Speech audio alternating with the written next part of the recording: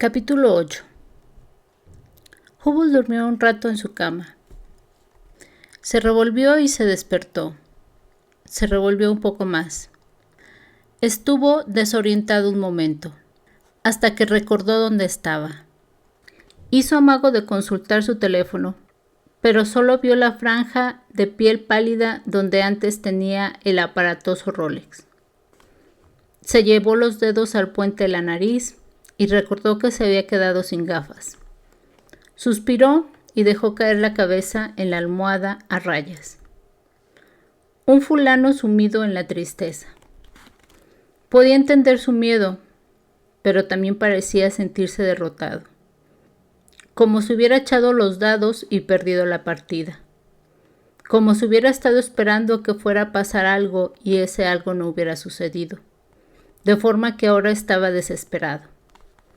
Hasta que empecé a entenderlo todo. Ese hombre al que mataron estaba tratando de ahuyentarte, ¿verdad? Apunté.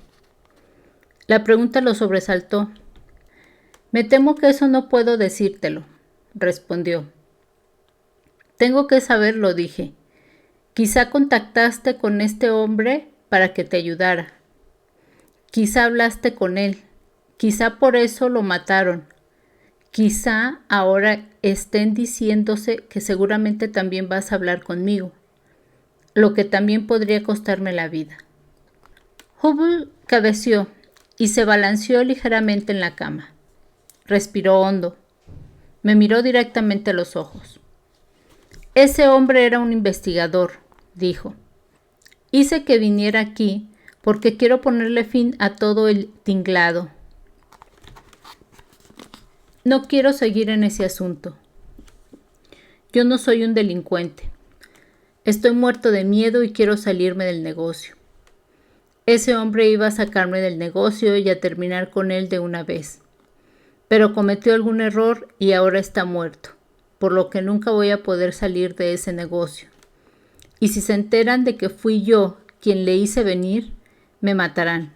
Y si no me matan, me condenarán a un montón de años de cárcel, porque todo este tinglado se ha salido de madre y resulta muy peligroso. ¿Quién era ese tipo?, pregunté. No me dio su nombre, explicó Hubble.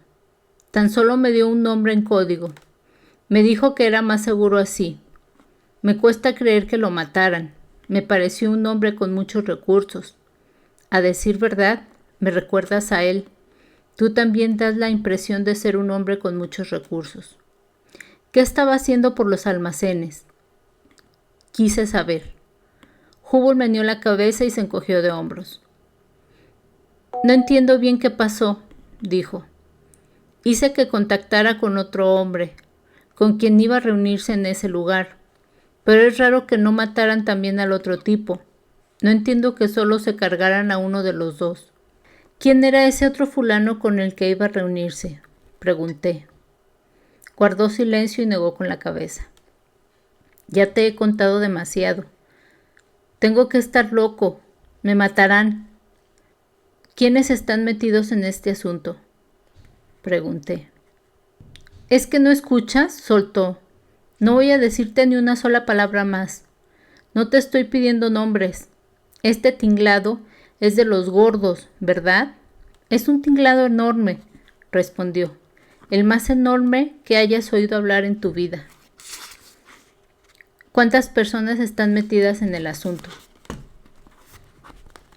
Se encogió de hombros y lo pensó. Hizo un recuento mental. 10 personas, sin contarme a mí. Lo miré y me encogí de hombros. No me parece que 10 personas sean tantas, dije. Bueno, también hay otros a los que recurrir en casos puntuales, explicó. Siempre están disponibles cuando es necesario, pero el núcleo principal lo forman 10 personas. Los que están al corriente de todo son 10, sin contarme a mí. No son tantas personas, pero créeme si te digo que el asunto es muy importante. ¿Qué hay de ese tipo al que enviaste a hablar con el investigador? ¿Es una de esas 10 personas? Hubble meneó la cabeza. No, Tampoco lo estoy incluyendo, respondió. De forma que estás tú, está él y hay 10 personas más. ¿Es eso? Apunté. ¿Y me estás hablando de un tinglado muy gordo? ¿Es eso? Asentí con expresión sombría. El más gordo del que hayas oído hablar en la vida, repitió. ¿Y me dices que el tinglado ahora resulta muy peligroso? Recordé. ¿Por qué? ¿Por culpa de ese investigador que ha estado haciendo preguntas? Hubble volvió a negar con la cabeza. El cuerpo le temblaba, como si mis preguntas estuvieran haciéndole daño físico. No, dijo, por otra razón distinta. Digamos que en este momento el punto débil está más a la vista que nunca. La vulnerabilidad es alta. La cosa siempre ha sido muy arriesgada y cada vez lo es más. Pero la situación ahora, de pronto, puede decantarse en uno u otro sentido. Si superamos este momento, nadie va a enterarse de lo sucedido. Pero si no lo superamos, el escándalo va a ser el mayor que hayas visto en la vida. Y hablo en serio. Pase lo que pase, va a ir de muy poco. Lo miré. No me parecía un tipo capaz de provocar el mayor escándalo que hubiera visto en la vida. ¿Y durante mucho tiempo va a seguir dándose esta situación de peligro? Quise saber. Lo peor ya casi ha pasado, dijo. Es posible que durante una semana más. Diría que una semana y un día más. El próximo domingo habrá pasado el peligro. Igual vivo para verlo. Así que después del próximo domingo ya no habrá peligro. ¿Cómo es eso? ¿Qué va a pasar el próximo domingo? Meneó la cabeza y volvió el rostro. Como si no me viera. Como si yo no estuviera allí haciéndole esas preguntas. ¿Qué es eso de pluribus? No respondió. Se limitó a seguir negando con la cabeza. El terror lo había llevado a cerrar los ojos. ¿Se trata de una palabra en código? Insistí. No estaba escuchándome. La conversación había terminado. Dejé de insistir y volvimos a sumirnos en el silencio. Lo que ya me iba bien. No quería saber más cosas. No quería enterarme de nada en absoluto. Eso de ser un recién llegado y estar al corriente de los chanchullos de Hubble no parecía muy bueno para la salud. No había sido bueno para la salud del fulano alto y con la cabeza rapada. No tenía interés en correr su misma suerte, que me encontraran muerto junto a la valla de unos almacenes, parcialmente escondido bajo unos cartones viejos, con 2 agujeros de bala en la cabeza y todos los huesos fracturados. Lo que quería era dejar que corriera el tiempo, que el lunes llegara de una vez y salir por piernas de aquel lugar. Tenía la intención de estar muy lejos de allí el domingo. Muy bien, Hubble. Convine. No hay más preguntas. Se encogió de hombros y asintió. Permaneció sentado en silencio un largo rato. Finalmente habló, en voz baja, con un marcado tono de resignación. Gracias, dijo. Es mejor así. Estaba tumbado de lado en la estrecha cama, haciendo lo posible por huir mentalmente a algún limbo de alguna clase. Pero Hubble no paraba de moverse. Se revolvía, se giraba, suspiraba una y otra vez. Estaba empezando a irritarme otra vez. Me volví hacia él. Lo siento, dijo. Estoy muy nervioso. Me ha sentado bien hablar con otra persona. Si estuviera solo en este lugar, terminaría por enloquecer. ¿Podemos hablar de alguna otra cosa? ¿De ti, por ejemplo? Háblame de ti. ¿Y tú qué eres, Richard? Me encogí de hombros. Yo no soy nadie, contesté. Sencillamente soy un tipo que pasaba por aquí y que el lunes va a marcharse para no volver. No hay nadie que no sea alguien, contestó. Todos tenemos una historia. Cuéntame la tuya. Así que estuve un rato hablando, tumbado en la cama, contando lo que había hecho durante los últimos 6 meses.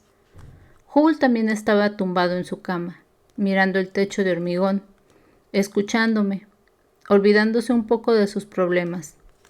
Le conté que había estado en Pentágono, Washington, Baltimore, Filadelfia, Nueva York, Boston, Pittsburgh, Detroit, Chicago, museos, música, hoteles baratos, bares, autobuses y trenes. La soledad. Un hombre que estaba recorriendo el país del que era ciudadano como si fuera un turista con poco dinero.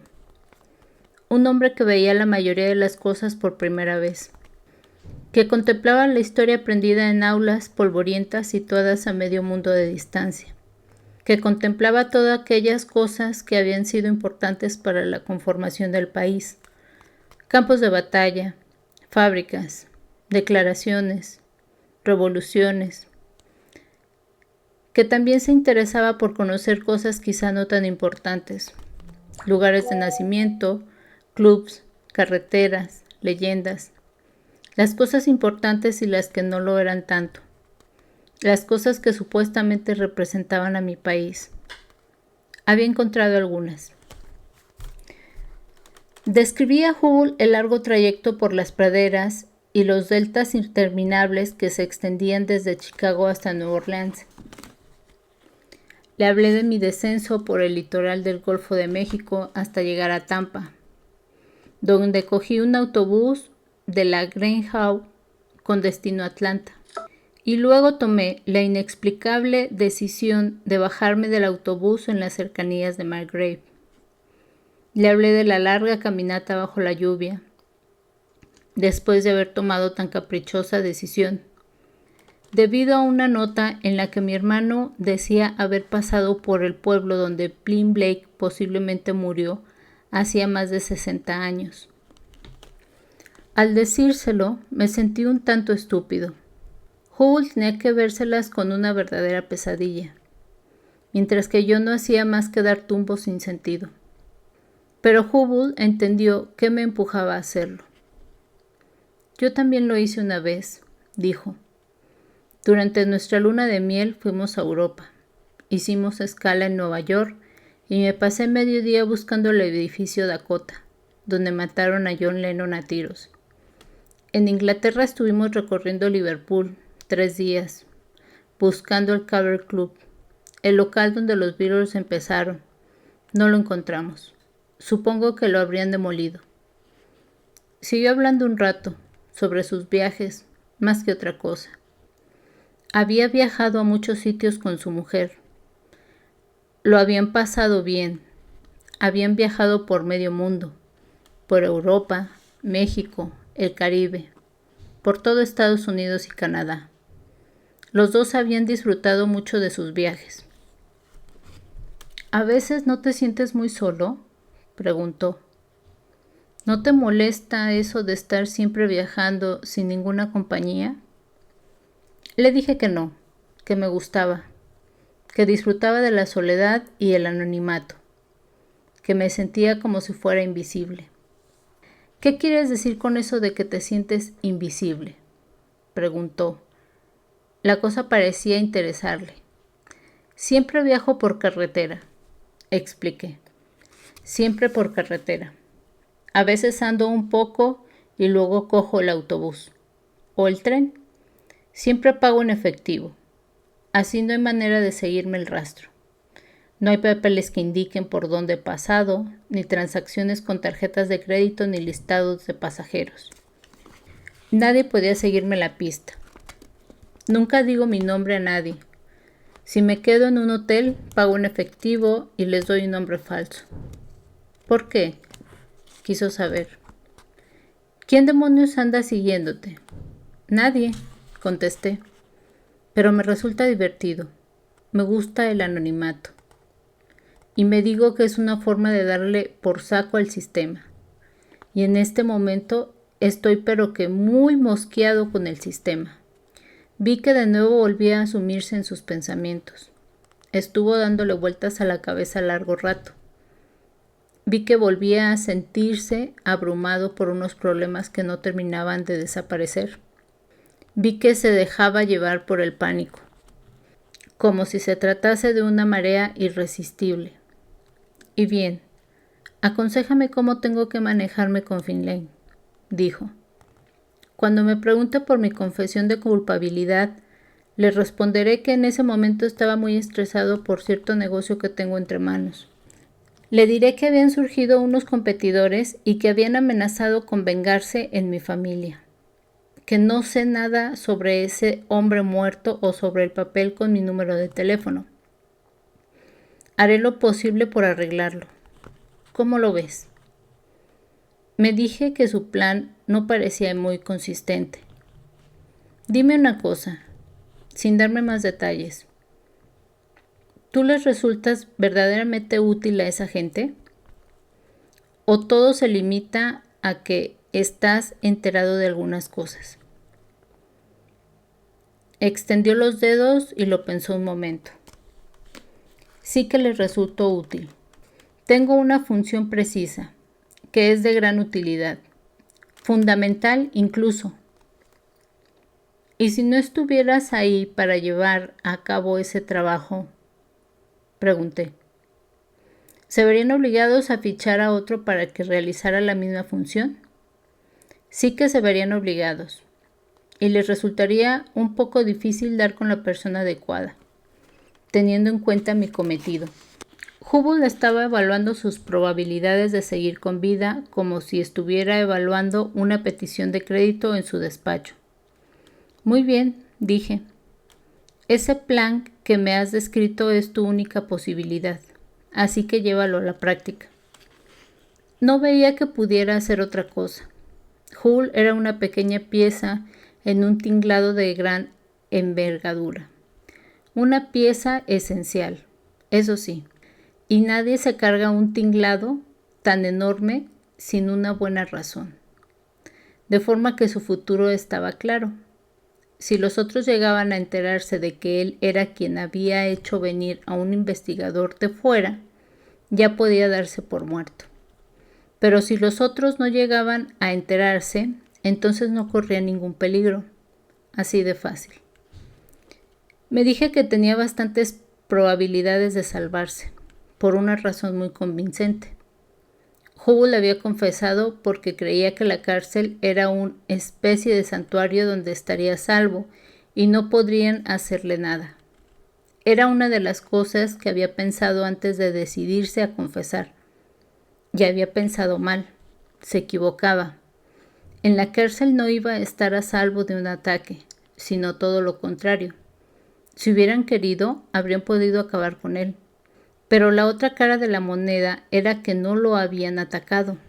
De hecho, me habían atacado a mí, no a Hubble, por lo que me dije que Hubble no corría peligro. No iban a por él. De haber ido a por él, a estas alturas habrían podido matarle. A estas alturas lo habrían matado. Pero el hecho era que no lo habían matado. Y eso que, al parecer, en este momento estaba muy nervioso por cierto riesgo temporal. Lo ocurrido venía a demostrarlo. Empezaba a creer que Hubble iba a salirse de esta. Sí, Hubble, dije. Lleva a la práctica ese plan que tienes pensado. Es lo mejor que puedes hacer. La celda siguió cerrada todo el día. En la galería reinaba el silencio. Tumbados en las camas, dejamos que pasara el resto de la tarde, sin hablar nada. Ya habíamos hablado lo suficiente. Me aburría y me decía que ojalá hubiera conservado el periódico que había dejado en la comisaría de Margrave. El periódico donde el presidente aparecía aplicando recortes a la prevención del crimen para ser reelegido. Ahorrando $1 en los guardacostas, hoy a fin de invertir $10 en cárceles como esa en el futuro.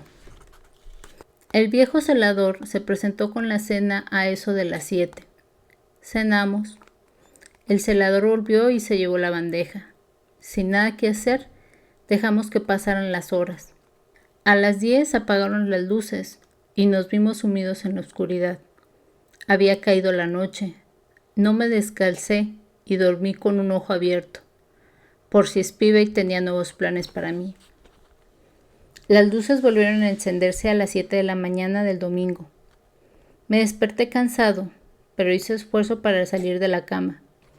Me obligué a hacer un poco de ejercicio para mitigar los dolores de mi cuerpo. Hubble estaba despierto, pero en silencio, mirando cómo hacía ejercicio sin apenas interés. El hombre continuaba sumido en sus propios pensamientos. Nos trajeron el desayuno antes de las 8, el mismo viejo con el carrito. Comí el desayuno y me bebí el café. Estaba terminando de bebérmelo cuando el cierre saltó y la puerta se abrió. Terminé de abrirla. Salí al pasillo y me tropecé con un guardia que se dirigía a nuestra celda. «Ya puede decir que le traigo suerte», dijo el guardia. «Está libre». «¿Que estoy libre?», repetí. «Usted y el otro», dijo. «Richard y Hubble están en libertad por indicaciones del cuerpo de policía de Margrave. Hagan el favor de estar listos en 5 minutos. ¿Entendido?». Volví al interior de la celda. Hubble estaba apoyado con los codos en el colchón. No había probado el desayuno. Parecía estar más angustiado que nunca. «Tengo miedo», dijo. «No va a pasar nada». «¿En serio? Una vez que esté fuera de aquí, podrán acabar conmigo cuando quieran». Negué con la cabeza. «Les hubiera sido más fácil acabar contigo aquí», dije. «Créeme, si hubieran querido matarte, ya estarías muerto. No tienes por qué preocuparte, Hubble». Asintió con expresión pensativa y se puso en pie. Recogí el abrigo y salimos los dos al pasillo, donde nos quedamos a la espera. El guardia volvió antes de que transcurrieran 5 minutos.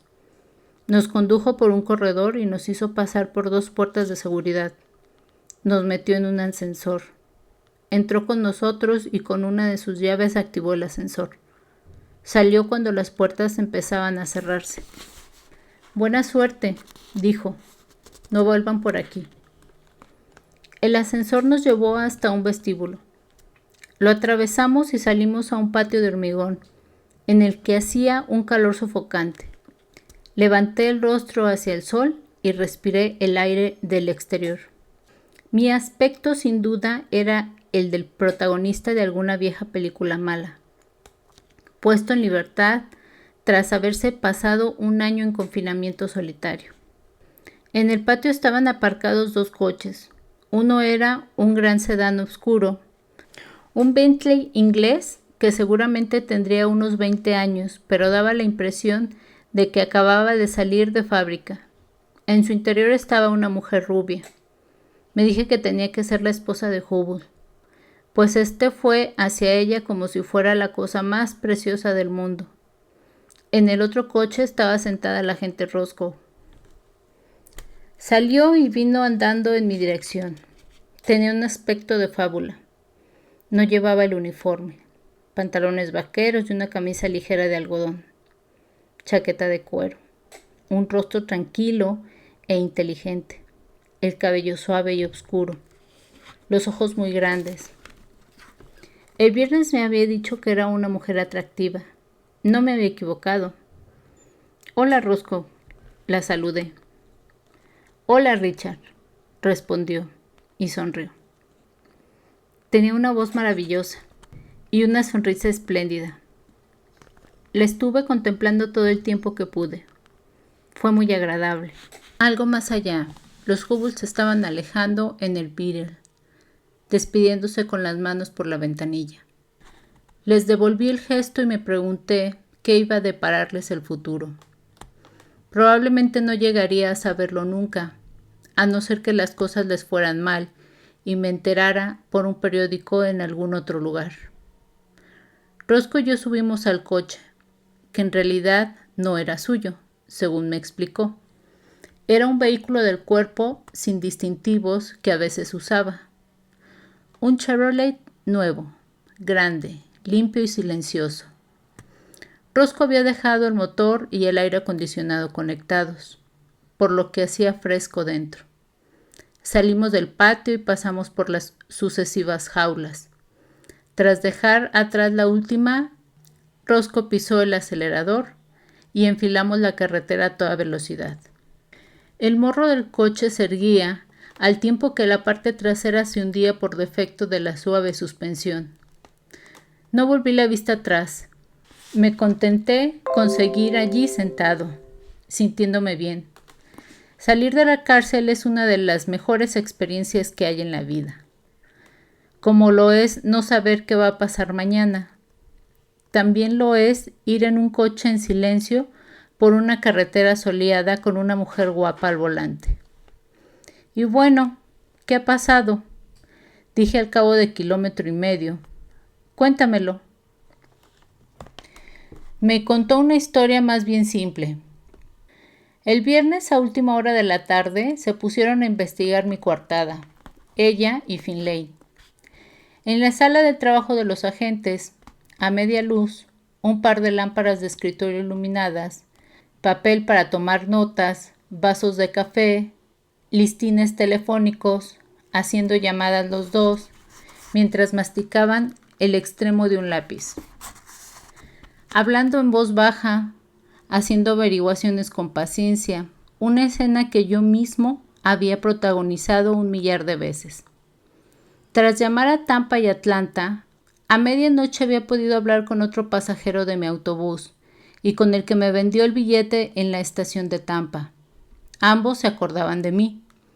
A continuación pudieron hablar con el conductor, quien confirmó que se había detenido en el desvío a Margrave a las 8 de la mañana del viernes, poco después de la medianoche. Mi coartada no podía ser más sólida, tal como ya les había adelantado. El sábado por la mañana recibieron un extenso fax procedente del Pentágono en el que se detallaba mi hoja de servicios.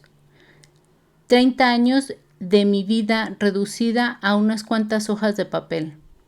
A estas alturas parecía tratarse de la historia de otra persona, pero el hecho era que respaldaba mi versión de los hechos. Finlay se había quedado impresionado al leerla. A continuación les llegó el informe sobre mis huellas dactilares, procedentes de la base de datos del FBI. El incansable ordenador las había cotejado a las 2:30 de la madrugada. Las huellas se correspondían con las registradas cuando ingresé en el ejército de Estados Unidos, 13 años atrás. Mi coartada era sólida y mi historial había sido examinado a fondo. Finlay estaba satisfecho, explicó Rosco. Usted era la persona que decía ser, y a medianoche del jueves se encontraba a 600 kilómetros de distancia. Eso quedó claro. Finlay volvió a llamar al forense, por si había cambiado de opinión en lo referente al momento de la muerte. Pero no, el forense seguía pensando que había tenido lugar hacia la medianoche. Meneé la cabeza. Finlay estaba resultando ser un tipo muy cauto. ¿Y qué me dice del muerto?, pregunté. ¿Hicieron que volvieran a cotejar sus huellas digitales? Adelantó al camino de un granjero. Era el primer vehículo que habíamos visto en un cuarto de hora. Rosco me miró un instante y asintió con la cabeza. Finlay me dijo que usted había insistido en que las cotejaran otra vez. Pero, ¿por qué? Porque tardaron demasiado poco tiempo en darles un resultado negativo, dije. ¿Que tardaron demasiado poco tiempo?, repitió.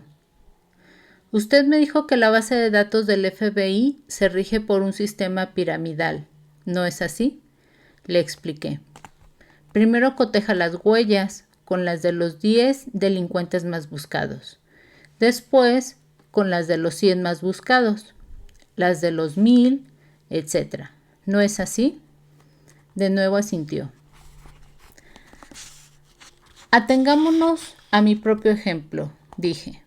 Yo también aparezco en la base de datos, pero estoy muy abajo. Por lo que me ha dicho, el ordenador necesitó 14 horas para llegar hasta mí, ¿correcto? Correcto, dijo ella. Yo misma envié sus huellas al FBI a eso de las 12:30 de la mañana, y el ordenador dio con usted hacia las 2:30 de la madrugada. Muy bien, convine. 14 horas. De forma que si hacen falta 14 horas para llegar cerca de la base de la pirámide, van a ser necesarias más de 14 horas para llegar a la misma base. Es lo que dice la lógica, ¿no? Sí. Pero, ¿qué sucedió en el caso del muerto? Dije. Encontraron el cuerpo a las 8 de la mañana y ¿a qué hora enviaron las huellas a la base de datos? A las 8:30. Como muy pronto. Pero Baker me dijo que no habían encontrado a nadie con esas huellas cuando estuvieron hablando conmigo a las 2:30. Me acuerdo bien de la hora porque estaba mirando el reloj de pared. Estamos hablando de 6 horas nada más. Si necesitaron 14 horas para dar conmigo en la base de datos, ¿cómo se explica que tan solo necesitaran 6 para determinar que las huellas del muerto no constaban de esa misma base de datos? Por Dios, dijo, tiene razón. Baker tuvo que cometer un error. Finlay tomó las huellas y Baker fue quien las envió. Seguramente hizo mal el escaneo. Hay que hacerlo con cuidado o las huellas no se transmiten con claridad. Si el escaneado no está claro, la base de datos trata de descifrarlo y el resultado final es el de ilegible. Baker seguramente pensó que la respuesta era negativa. Los códigos son parecidos, pero bueno, las he enviado otra vez a primera hora de esta mañana. Pronto las tendremos. Seguimos hacia el este y Roscoe me explicó que ayer por la tarde había pedido a Finlay que me sacara de la cárcel de Warburton de inmediato.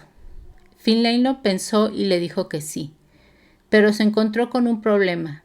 Iban a tener que esperar hasta hoy porque Warburton ayer por la tarde estaba prácticamente incomunicada. Según dijeron a Finlay, se había producido un incidente en las duchas. Un preso había muerto, otro había perdido un ojo, unos disturbios raciales con todas las de la ley, un enfrentamiento entre bandas de presos negros y blancos. Sentado junto a Roscoe, sentí que el horizonte se me echaba encima. Había matado a un hombre y dejado medio ciego a otro. Iba a tener que hacerle frente a mi conciencia. Pero el hecho era que no tenía mala conciencia, ni por asomo.